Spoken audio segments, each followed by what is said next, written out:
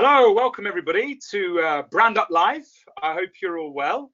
My name is Matt Davies and it's my honor to be your host for today. Just a bit of housekeeping before I introduce our very special guest. First of all, what is BrandUp? Well, it was going to be a brand strategy conference, which we were, myself and kind of fellow co-conspirator Steve Whittle were planning on putting on in July actually this year. It's turned out not to be quite the best year to begin kind of a conference, even if it is the only kind of brand strategy conference in the Midlands, UK. So what we've had to do is we've had to postpone that, and I'm pleased to announce that the new date is February the 19th, 2021. So I'm hoping you can join us there. If you did buy tickets, they're all still relevant. And if you've not yet bought your ticket, just to let you know, all the profits from the tickets, all the proceeds from the ticket sales are going to go to Age UK, and there's definitely a need for us to do what we can to help that charity and all charities in these difficult times. So we hope you can join us. Come here. I think we've got about 12 fantastic speakers who are going to be speaking then, and so we really want to kind of elevate brand and brand thinking so that we can all create more meaningful and exciting businesses. So that's the kind of preamble. What is today about? Well, today I've got a special guest. What Steve and I thought was, well, how can we keep brand and brand thinking at the forefront of people's minds? So we decided, like, hey, we could do some virtual events. So we've got these like mini live events that we're hoping to hold today.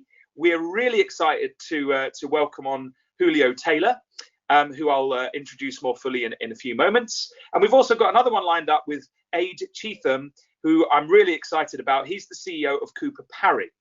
Going back to Julio, who is today's guest, Julio is the CEO, as I say, the new CEO of Hallam. We're going to dig into that with him shortly. Hallam Internet. Who are Hallam? They're one of the East Midlands' most prestigious digital agencies, winner of Google's Growing Business Online 2019 award, and 6, yes folks, 6 of the Drums awards, including Digital Agency of the Year 2019. Hopefully that sounds really interesting to you, because it certainly is interesting to me. So I'd love to welcome Julio Taylor to the show. Welcome, Julio. If you're there, there he is. He's coming in. Welcome. Hey, how are you? Really, really good. Now, Julio, before we get into brand, I heard a little rumor that you were in a band in another life. Is that true? What was the band called? Yeah, that's true. That was my life before agencies. The funny thing is, the band started getting quite busy. We were doing okay. And we had this great idea. We're like, oh, we'll start an agency, because then we can work from home and we can work remotely, and then we don't have to have a proper job, and then of course the agency kind of got out of control, and the music thing kind of didn't work out that well. The music industry is not really a great place to be at the best of times. So yeah, one ended up replacing the other. So yeah, it is true. I was in a band. That was my thing before. We were called Illuminatus. Nice. I'll post a link on Twitter later. Yeah, do it later. So, like I said to you, I'm not ashamed of it. It wasn't a boy band or something like that. I'm quite proud of what we did, but I'm too old for that now. Never too old. Apparently, Julio also released albums and all sorts. Everybody, we're gonna post that in the chat and afterwards. So hang around for that nugget of gold. I'm sure. Just before we dig into this, listen. One of the things that I wanted to thank you for was that last time, and some people may have tuned in last week, but we were let down by GoToMeeting because we got like halfway through, and then basically there was like a global outage of their servers or something. So poor Steve, who is behind the scenes right now, his voice might boom in a minute from on high. But he was frantically trying to get it sorted, and in the end we had to call it off. And so I just wanted to say thanks so much for being so gracious and understanding, and coming on again today and giving us your time. No, not at all. I mean, like I said to you before, I like talking about brands. I like talking about strategy. So to me, this is more like a hobby than than work. anything I have to work too hard to do. So yeah, no, I'm happy to be here. Thank you so much for having me. No, you're absolutely awesome. Thank you. I was also going to say, just before again we get into stuff, another really gracious thing that you agreed to do was to team up with me to offer one lucky listener to this webinar a 1 hour kind of coaching session with both you and I to talk about your brand, completely free. All you have to do, folks, is basically tweet an insight from Julio's interview that's coming up and tag both myself and Julio in it. So just to let you know, those Twitter tags are at Julio. Keep saying Julio. I do, forgive me. It's Julio, but it's spelled Julio Taylor. So I've been called worse. Don't worry about it. That's Julio's Twitter handle, and mine is at Mr. Matt Davies Davies. So if you tag both of us in your tweet, if you could let us know the insight you find valuable and kind of the reason why you find that valuable, we are going to choose our favorite after the show, and we'll let you know today, and then we'll book something in with you. So thanks so much as well for that. No, not at all. That sounds great. I can't wait. Right, let's get cracking. So without further ado, I'm gonna kind of ask you a couple of sort of basic questions. I always like to start with the question of definitions. As we did this last time, but it's kind of worth recapping for those that weren't in last week's session. What really I find astounding is branding kind of has this identity crisis. We don't really know what we mean. Some people think about a logo and some fonts. Other people think about other things. So first of all, how do you see brand? How do you define brand? What would you what language would you use to describe what that means? We should probably start by a little bit of disclosure that we probably don't remember what we said last time. Some people said it was really good. We started really well, but we're trying to figure out what we actually said. It might be different this time. Yeah, I mean, brand. Like we said last week, brand is a strange word because it can mean so many things that it actually almost can become meaningless. Like it can be your logo, it can be your colors, it can be your strapline, your name, it can be all those different things. I actually consider all those things just to be identity, which is only a small subset of brand. I think brand is everything a company does in order to be remembered and memorable and meaningful in a way that your competitors are not.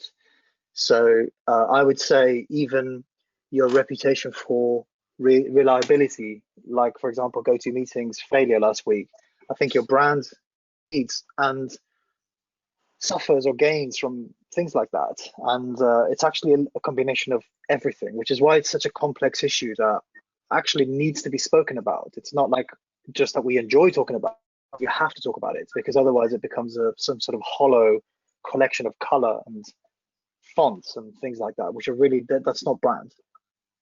No, I agree. I sometimes use the definition that brand is the meaning people attach to you, and branding, which is the game that I'm in as a solo consultant, and you're in as, or at least you were in, and I'm sure you still dabble in, from an agency perspective, is the attempt to manage that meaning, right?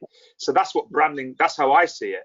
And I know we're really synced on how we view brand. Let me ask you another question, because Hallam are obviously one of the biggest digital marketing agencies in the region. How do you sort of see the difference then between brand and marketing? And do you have any sort of thoughts on the definition of both of those?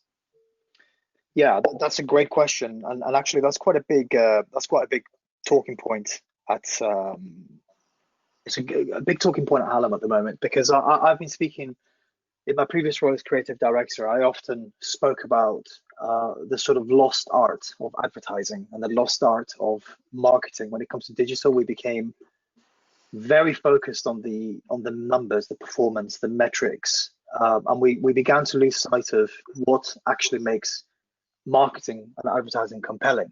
And often that is brands, actually. And if you go back to the old days of advertising, where you had to buy a billboard or you had to buy, an advertising spot in the underground, for example, the amount of thought and consideration and detail that had to go into creating a piece of advertising so that it was meaningful and impactful in the days when it couldn't be easily measured, I think that art has been lost. And because everything's so accessible, it's so easy to push an ad out, I think we've fallen victim of losing sight of what makes advertising compelling.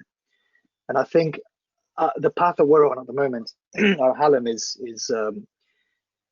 brand is the backbone of digital, whichever channel it is we're working on. And I think agencies have been guilty of losing sight of the balance between what we call persuasion and precision. Those two elements are the underpinning ingredients of how we work at Hallam. And our path now is to reunite or reunify those two things together to create something that's properly combined. And that is easier said than done. I think we've gone so far down the path of precision for the sake of it that I think we have to rediscover what makes marketing emotive and memorable. I love that. Like, how do we persuade people that our brand is right for them, right? Or not right for them, I guess, as one of the things. I mean, it's just as okay to be not a good fit as it is to be a good fit. I know that scares the heck out of most business people when you talk like that, but that's the truth, right? You don't want the wrong type of customer. So having a strategy, having a thought, having an alignment around what that looks like has got to be a real kind of high up point in the agenda, right? So yeah, no, I think that makes a huge amount of sense. I know you at Hallam, and I know you were previously the creative director. By the way, congratulations on your recent appointment as the CEO. Oh, I know last week I was the first person to interview in this new capacity. Yes, we've still got it. It's still here, folks. We still have that accolade. Well, what I was going to say to you though is, you know, in terms of Hallam's brand, I go a little bit quite far back with Susan Hallam, who obviously was the founder and previous CEO way back in time of the agency, and I've seen it evolve. In fact, I was involved myself like yonks ago in various iterations of its expression. So the recent one though, you did one fairly recently, didn't you? And it looks fantastic, by the way, and you know, I really see how it resonates and would resonate with a company looking to get online, looking to grow. What was the process? How did you see brand and use brand thinking in your process to get to where it is today? And tell us a bit about that. So that was a big milestone for our company, actually. You know, choosing to rebrand something that's been going at the time 18 years. It had been established. It's a big thing to do, and that iteration of the brand that we replaced had been around, I believe, for at least 10 years, or probably longer before that, probably longer actually. There was a few different reasons why we did it. One is, as you know, Hallam and the agency that I founded merged in 2017. So we felt it was really important for us to find a new common identity that reflected where we were at the time and what we were trying to do. But also we wanted to create something that was more forward thinking and a little bit less about the detail and more about the strategic layer above it. So it's part of a long transition that the agency is making away from being an execution, implementation, tactical agency towards becoming more of a strategic partner, more of a help me think agency or think for me agency rather than do for me. So our traditional business model was always where we would have a consultant or multiple consultants working with clients on a retained basis. We are now evolving into a model where we've got proprietary frameworks, primary research mechanisms, and technologies that allow us to position ourselves as strategic partners with bigger teams and deeper impact. So we felt such a deep change in the way that we work, or the way we were intending to work, needed a deeper change in the way that we look and the way that we feel when you come across the company. Now, the second part of your question, which is what was the process? Actually, and you'll know this yourself, Matt, it's impossible to do your own brand work. It's a nightmare. It's like doing your own appendix operation, which I know one guy did once, but it's not easy. So we ended up getting another company, another agency to come and do it. It was painful, some of it, as you know. before you can build a brand, you have to uncover things that maybe you don't particularly enjoy about your own company, so you can choose which parts you need to rebuild. So that was a difficult process, and very deep, but we're really happy with the results. And I would say, reinforcing the point we made before about, and perhaps a slightly nebulous way of saying it, is that brand is everything. But it actually galvanized our culture, galvanized our company into a new direction, and it gave us a sense of a platform from which to go and build the future. So I think it's a great case study, not necessarily of a brand that encapsulated truly who we were, but it was a brand that encapsulated what our vision was for the future, and then allowed us to build it based on that image. So that was quite an interesting thing. But it's only looking after we've done it that we begin to learn those lessons. Actually, at the time, we didn't really know what we were doing, and I think that's the common case when you're the recipient of a branding process. Quite often, you can feel like not really truly in control of what's going on, because you're in the hands of somebody else trying to get this vision put together. But it really helped us, like I said, galvanize our company, which I think now I'm very grateful that we did that process. I love that term, galvanize. One of the things I think that brand thinking and brand strategy can do is I call it alignment, right? So you can agree as a leadership team where we want to go. And as you say, that's kind of scary, because, you're not there yet, right? And so you kind of have to have this leap of faith, like everybody hold hands in the boardroom and we're just going to jump now and hope that we land somewhere. Well, it's kind of more than that. Obviously, it should be based on good research, should be based on great thinking and customer insights. But the truth is, at some point, you're going to have to be like, okay, let's go for it. And what I love about what you've just described is that you did that. You took the risk, if you like, in some degree. And now look at you. What a fantastic agency and Hallam are, and how you come across is wonderful online. So thanks so much for sharing that, and hopefully some of our listeners have got some got some great sort of value out of that. Just before we carry on, Steve, I think Steve is behind the scenes, and Steve is picking up any questions that anybody is leaving in the chat. Steve, are you there, sir? Do you have anything at this stage? If not, that's okay, but I just wanted to check in with you. Yeah, we have a couple of questions. John is trying to get ahead of the game. He messaged straight away and said, I'll tweet to win, but what's your most insightful thing that you've ever learned about brand? Oof. I'll throw that one at you, Julio. Yeah.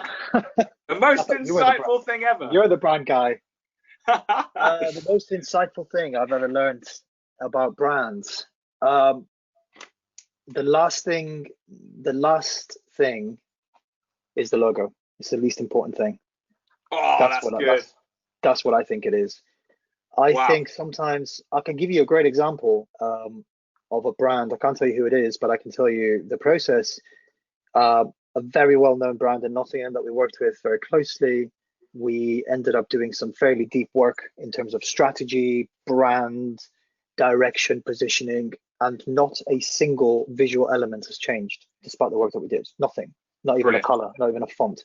But it galvanized, again, that word galvanized where they were going and allowed us to springboard into new things that we couldn't have done otherwise.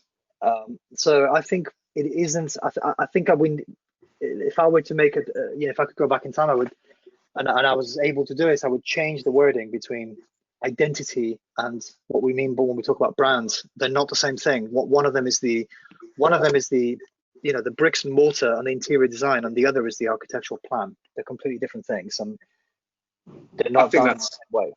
That's fantastic. I have something that has come to mind, which I think might be helpful, but just to sort of go into what you've said there, for me, brand thinking is asking the big question, isn't it? Like in terms of the examples that you've already given. For me, it's asking things like, why do you exist beyond making money? Like, and who do you exist to serve? And why should they care? And why are you different? These are the big questions. And you can't just do that with a logo, right? You can't answer that. Well, here's our answer. Here's a logo. It's the best design logo ever.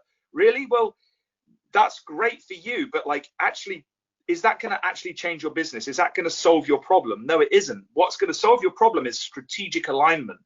So the biggest insight I think I came across was one of my mentors is a guy from Silicon Valley called Marty Neumeier. He's a brilliant author. I can point you in his direction if anyone's interested. He's written loads of brand stuff, and I've been lucky enough to be coached by him. And he said this, and this is really cool. A brand is not what you say it is, it's what they say it is. In other words, you know, you don't really control and own your brand. All you do is ping off the right signals for somebody to interpret. Yeah. And that's what you've been talking about, Julio. It's kind of like you've got to jump into that future, ping off the right signals with good research, with good thinking involved there, in order to kind of move your business forward. So that's my insight. Anyway, hopefully. Yeah, no, completely. And that's actually, yeah, I've read that quote before. It's exactly right. I think that is exactly right. And I think it's when you become so self-centered and internalized in the way that you work on brand, that you lose sight of that point. And actually, it's not what you want, it's what they think of you when they see it that actually defines it. And implicitly, it means you've got to understand your audience, your tribe, who they are, why they care, their problems, their goals, and why, you know, and what value you bring to that. Steve, did you have Steve, did you have any others? Just because you mentioned two. So what's the other question while we're there? We did have one when you mentioned, Julio, about the advertising in tube station. Someone came straight in and said, what's the best and the worst branding advertising you saw, and why? The best one I've seen is by The Economist magazine, and it said, would you want to sit next to you at dinner? And that's it, and just their logo, you know. And I thought that was so clever, because it absolutely nails what they're trying to do, which is read this because you'll be smarter, you'll be better conversation, you'll have better insights into what's going on. And if you don't, then you're probably not worth sitting next to. And it's almost like I thought that was really clever. Worst, it's quite hard actually. There's a lot of bad. I would say the worst ads are the ones you don't remember. Even seeing them, you don't even realize that they're there. I think that's quite a big difficult thing to answer, because you could probably go to the underground now and have, well, maybe not now because probably nothing there, but you could go to the underground and see ads that are terrible, but actually you probably will never remember that you saw them unless you went to look. I think there's a model that I use quite often, and when we do brand work with clients, and it's a little bit like Maslow's hierarchy of needs. And you're familiar with Maslow's hierarchy of needs in terms of emotional layers and so on. And it talks about the top end of the pyramid being something has to be memorable and meaningful. And for something to be effective, especially something as sharp and as impactful as a tube advert, in which people are seeing it at great speed, you know, they're coming, they're going, they're not really looking. It's very expensive as well to do. It has to be memorable and it has to be meaningful, and those are the two things. And both of those things are brand, especially the meaningful part. For something to be meaningful, it has to be thought through, and it has to connect on an emotional level that is not manufactured. It can't be faked. It has to be real. It has to be, and that emotion could be many things. So clients often say to me, we have a lot of clients in B2B, for example, and they'll say to me, how can we make ourselves emotive? You know, like we are a pipe company or an engine company or whatever. Everything can be emotive. The emotion can vary. Emotional doesn't mean that you're going to cry when you see it, or that you're going to be in love when you see it. It can also mean that you feel reassured, or that you feel it's cheap, or you feel it's reliable. And that's also a feeling, and it's also an emotion, right? I would say Ryanair's brand is emotive in the sense that it makes you feel like it's the best value you can get, even though it's not quite often. So Apple is another one, right? Apple are very good at making you feel like whatever you're about to buy is the greatest thing ever designed, ever, even though that's objectively not the case. And I say that as somebody who buys all their stuff. So, you know, so I would say, I don't know where I was going with that, but I was basically emotive and memorable are the two attributes that every useful piece of advertising should have. And that goes back to what I was saying before, that I think we've lost the art of emotive and meaningful advertising because of how easy and quick it is to do digital work.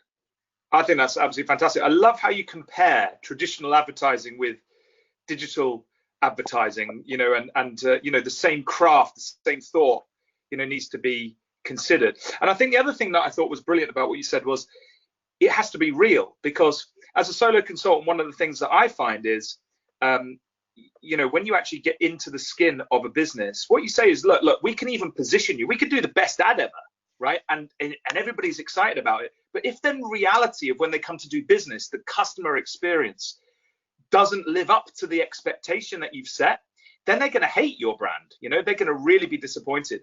So you have to then, this idea of brand, it's all pervasive. It's like you said, it's like everything. It needs to be in the thinking of how you set up your customer experience, how you answer the phone, how you set up your supply chain. It's literally all of that. It's everything if you get it right and if you set it right. And there's some core things you've got to get right to start with, but then they've got to cascade through. And one aspect, as you say, is the brand and the expression in a logo, and the brand expression in its marketing and its advertising. Brilliant. Absolutely exciting. It's a belief.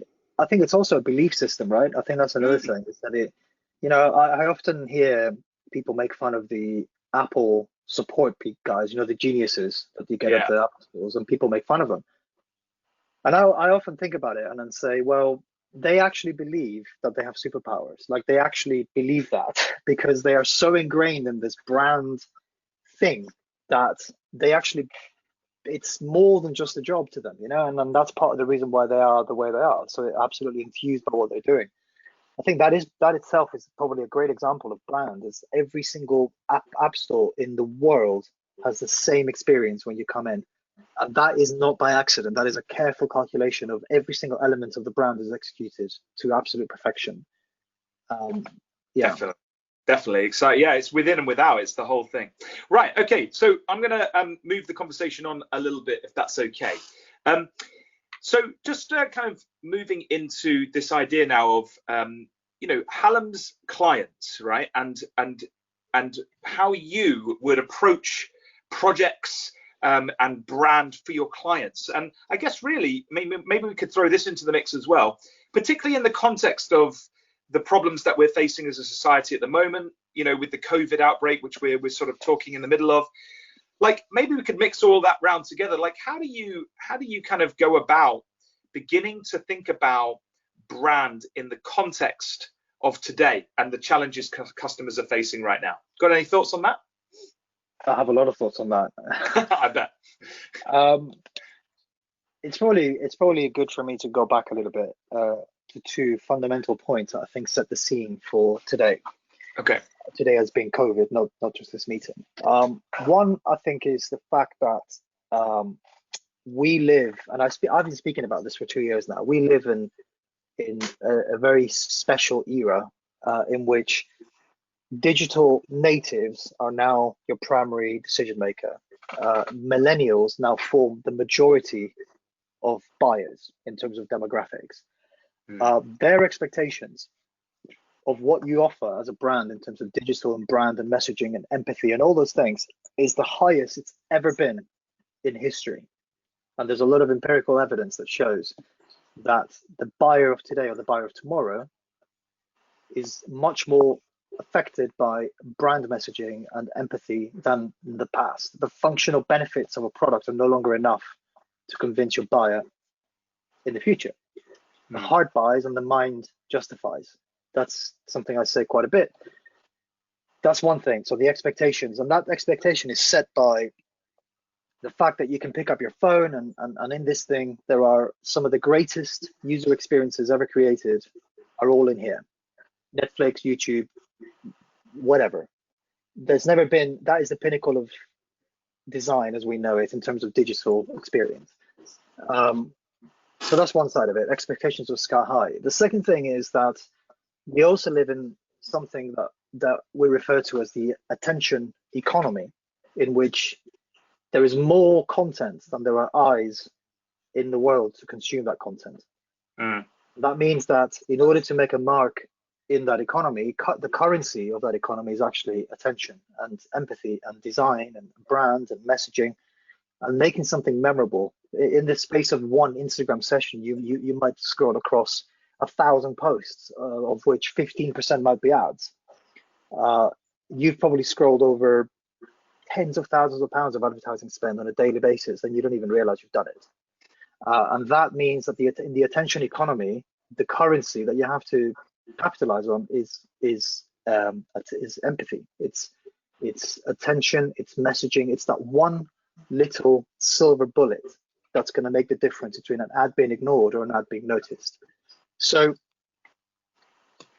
those two things are accelerated by COVID, in which I believe that we've effectively gone through a minor industrial revolution in the space of 2 months, 3 months, in the sense that the buying habits and the browsing habits and the shopping habits of people have irreversibly changed globally.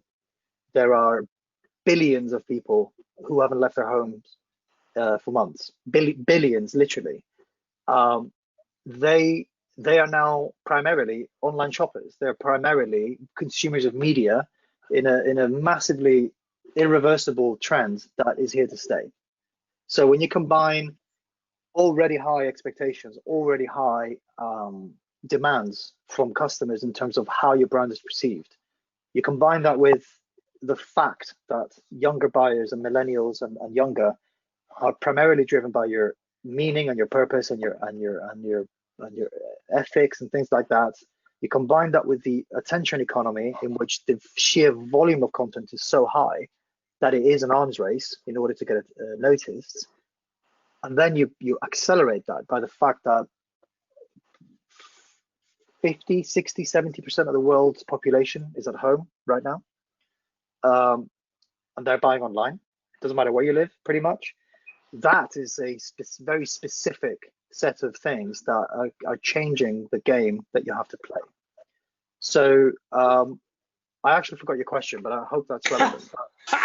No, absolutely. I think you were laying the foundation, because what I was sort of getting to was how can what are you sort of talking to your clients about at Hallam around their brands in the context that you've just sort of explained? And by the way, knowledge bombs going off all over the place. I love the way that you explained that so succinctly in terms of the impact that this is having on business and the landscape that we're now operating in. I think that's it's almost mind-blowing when you take a step back and you think about it like that. So thanks for that. Yeah, so yes, what are your thoughts?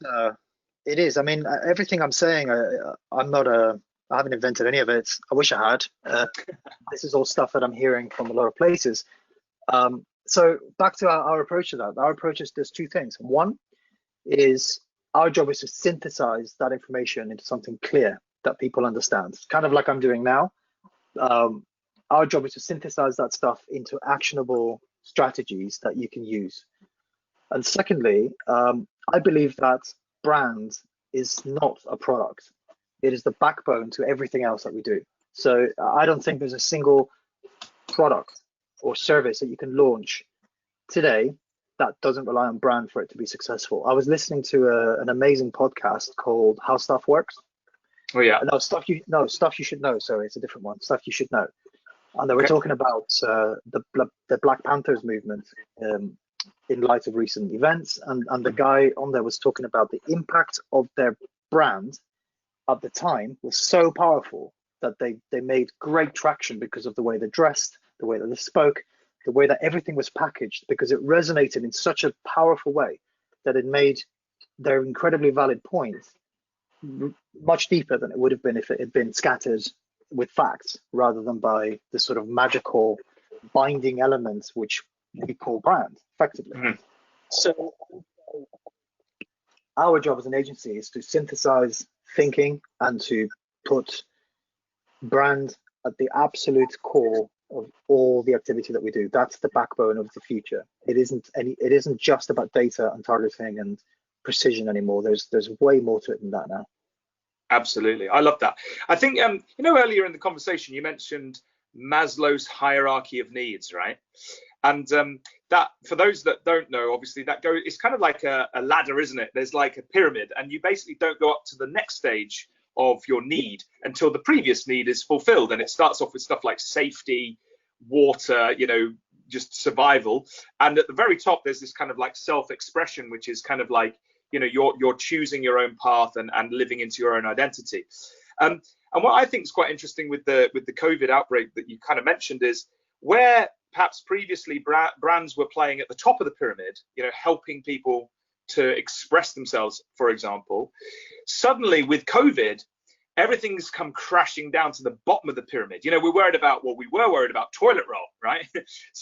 so and food, yeah, and our, you know, and our elderly and all of that, safety. So, you know, in that context, it's interesting to hear you think about, you know, talk about some of the other things, because I wonder if the key word here is relevance, right? You want to get attention. You've talked about it from empathy.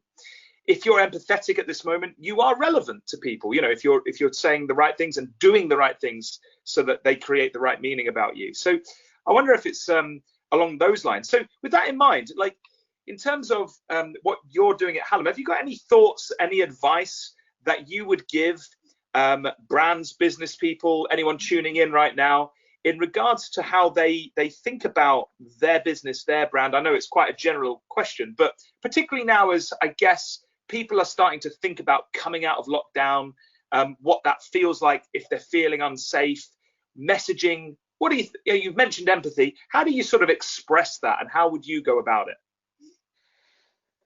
I think there's a couple of elements to that. One of them is that there are certain market conditions that I believe are going to stay for the foreseeable future. One of them is hyper locality, or hyper localization, where I think customers want local companies, and they want companies that they understand and they can connect with. I mean, there's always going to be like McDonald's, KFC, those big guys.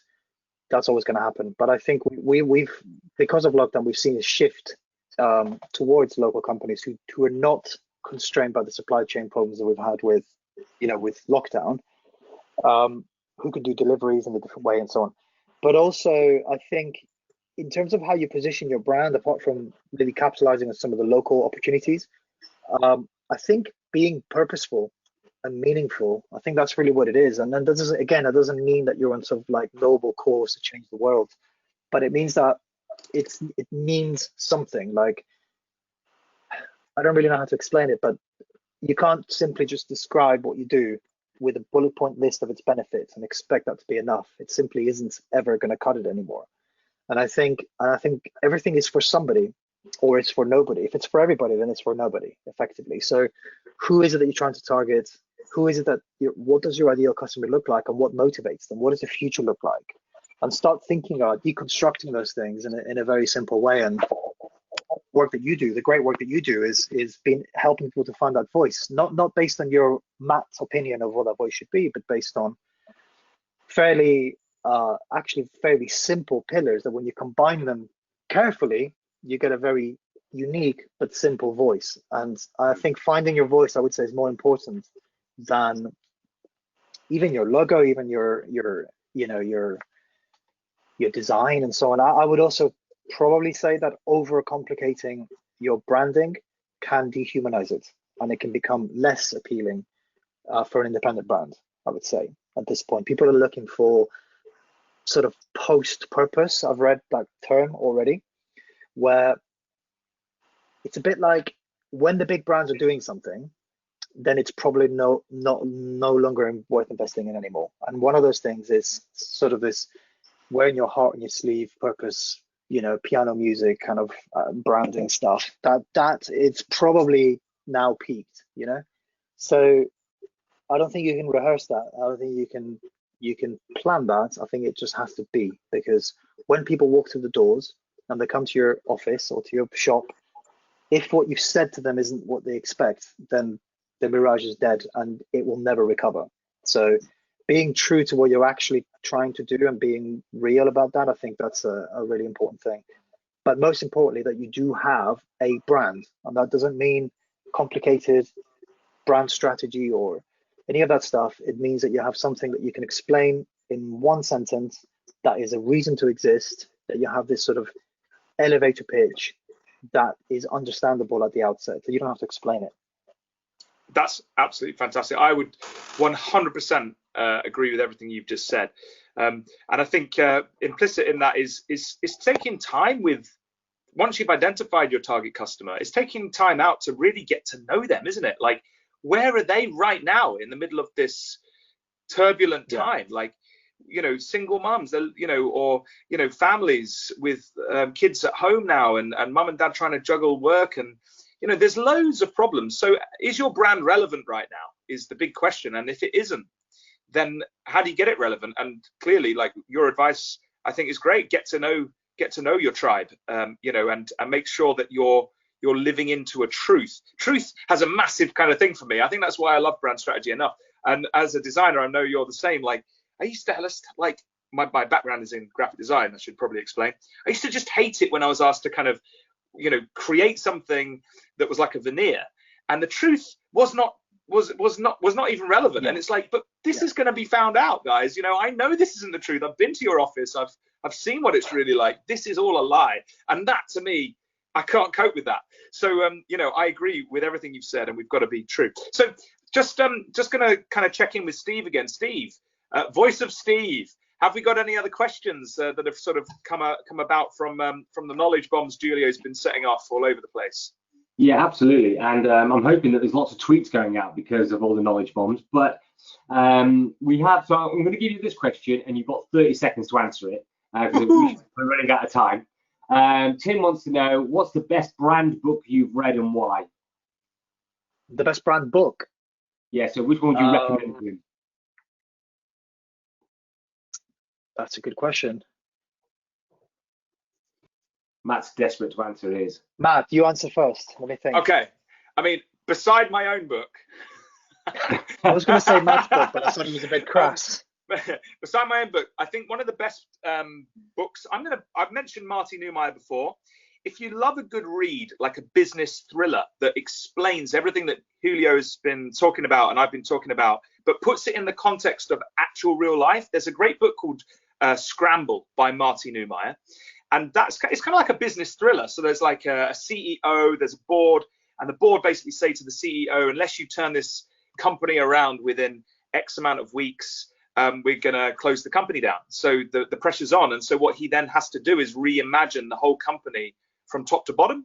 And he uses the CEO agile swarming sessions and workshops and all the stuff that I love and champion. So if you want a great thriller read, but learn brand strategy accidentally, as it were, as you go through, definitely check out Marty Neumeier on Scramble. That's what I would say. There were two books that are not brand theory books but I learned most of my interest was based on that. One of them was a book called Googled, The End of the World as We Know It, and it's basically effectively it's a story, the story of the early days of Google, which is a great example of where brands and the mission that they had just framed absolutely everything that they did. And another one is the Steve Jobs autobiography that was co-written.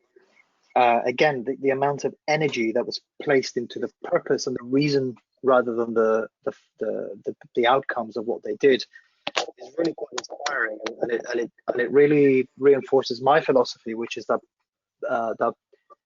brand is a vital organ. It's not a product. It's the backbone. It's a nervous system of everything else that you do.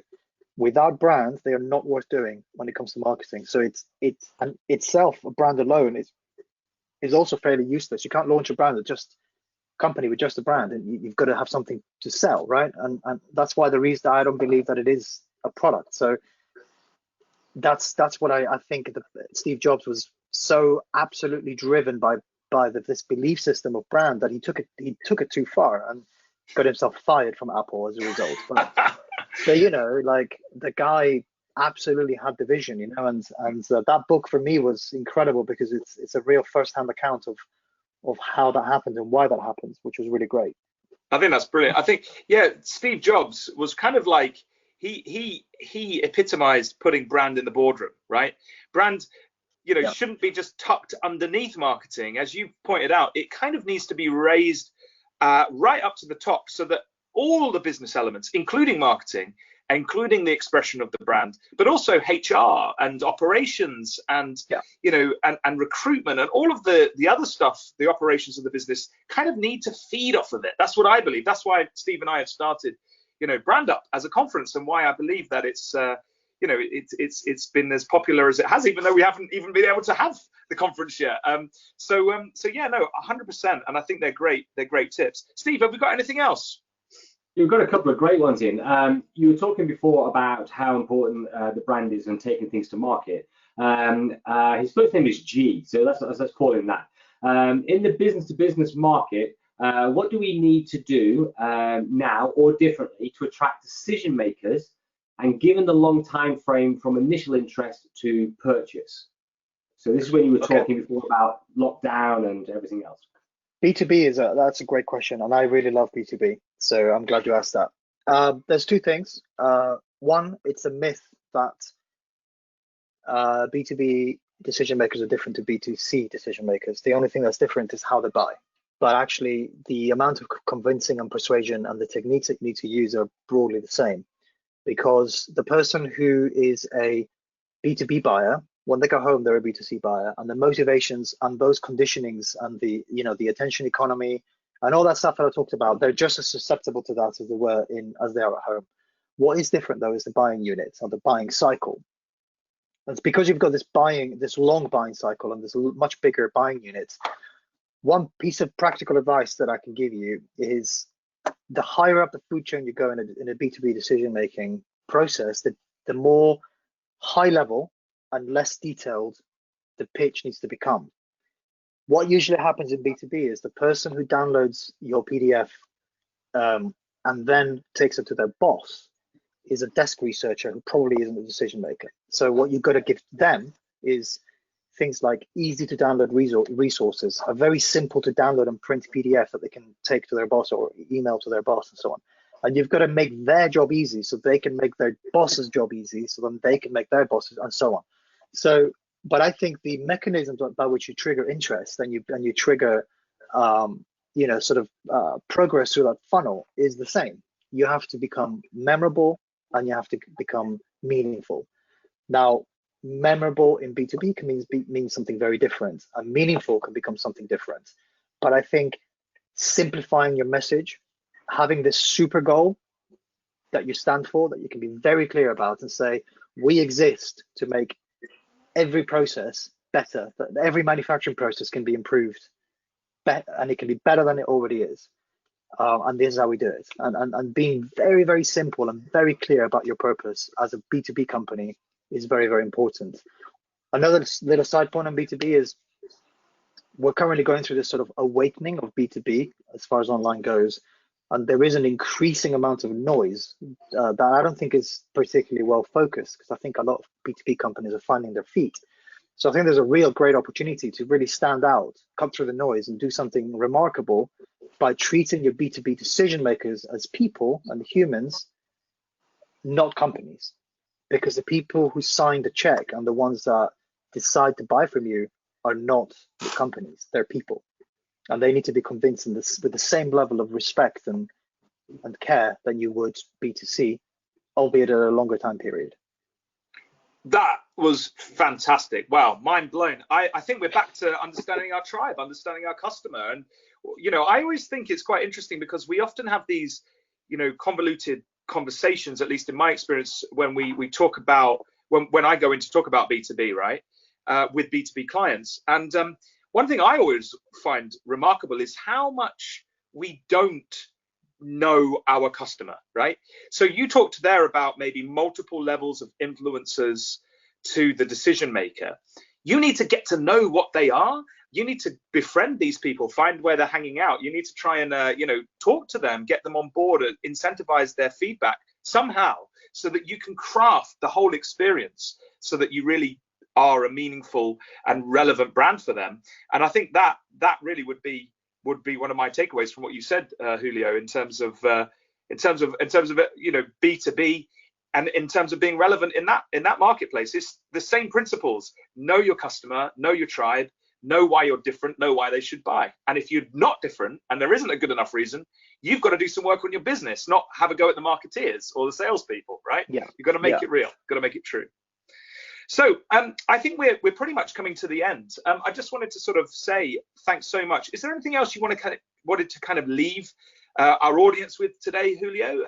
Any sort of final final sort of things that you wanted to express? Not really. I mean, no. I think I've said enough for one day, probably. Not at all. No, I mean, I think the main takeaway that I would, if I were to leave with one thing, would be to think of brands as the nervous system of your company, not a component. I think it's the superpower that amplifies everything else, and that's why it's so difficult to define, and why you need to speak to people like Matt and people like Hallam and so on, who can help you unpick this stuff, because it is a very difficult and perfect balance between science and art. And there are a few things in marketing that are more difficult to get right than brand. So, but when you do get it right, it's the difference between Coca-Cola and Pepsi, or, you know, I agree. Apple or Dell or whatever. You know, that's the difference. It's the brand. It's not the product. 100%. Although Coca-Cola is better than Pepsi. That's not the point, Whoa, right? Whoa there. Right. No. Right. Okay. Let's not go into that one. Well, so what I was going to say then is we're coming to the end of our time now. So thank you so much from Steve and me, and from all the listeners, for kind of taking that time out of your busy schedule. Thank you for having me. I really No, enjoyed not it. at all. The new CEO of Hallam, ladies and gentlemen, it's been an absolute honour, and we'll keep an eye on you as you take on the ship, if you like, and as you steer the Hallam ship forward. I know great times are ahead for you and the team, so all the best for you, and good luck. I was going to just say as well, in terms of kind of forward thinking, I mentioned at the beginning we have the very interesting age. Steve, you always say I say this wrong, but I'm gonna go for it. Age Cheatham, I think is how you say it. Age Cheatham. I better get that right before he comes on. Hopefully he's not listening. Age Cheatham, save the date, 30th of June, ladies and gentlemen. We are gonna have Aid on. We're super excited. He's the CEO of Cooper Parry. If you don't know who Cooper Parry are, where have you been? You've got to check them out. They're a very exciting kind of rebel accountancy firm who are breaking all the rules. Yeah, definitely check them out. We're gonna have Aid on. He's going to be talking about brand and culture, and we're going to be exploring some of the topics that we explored today, but from his perspective. So there's going to be huge value packed away in that. And of course, I want to end with the fact that BrandUp is coming. We've had to postpone to February the 19th. We're super excited. Julio will be back, hopefully. He's on the agenda to speak at that event. So we're super excited to have him and loads of other great speakers. So please do check that out. And I look forward to seeing you there. All the best, then. Thank you very much for joining our webinar today, and see you again in the future. All the best. Bye.